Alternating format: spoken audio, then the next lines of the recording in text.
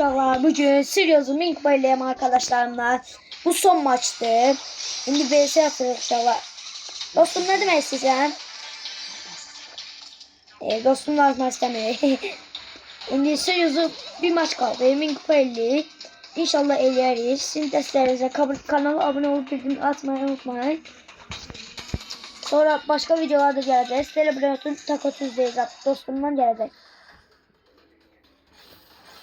Şimdi oynuyoruz. Oynuyoruz.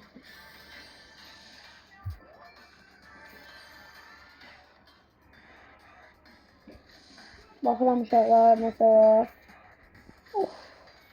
Yorucu maçtı. Bütün Allah. Kardeşim ölmüşsün. Kardeşim de diyor ki takdiram. Ya ben kardeşim de ben kardeşim sağlam. Of enayi geldi öldürdü. Ne de billo ay billo. Ay billo. Ay canımıza bakıyor. Billo seni. Ay bu da geldi. Ay hiç olmaz çabuk öyle içinde olan. Hiç olmaz şimdi.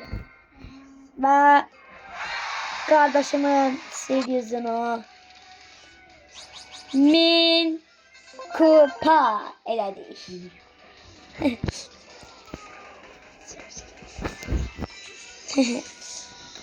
Sevindin? Ben elə bilmirəm. Elə bilmirəm, səbr yox.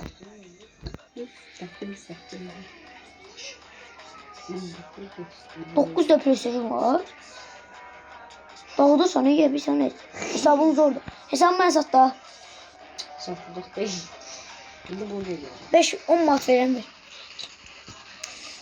Şimdi sağ olun uşaqlar ve video bağlanır.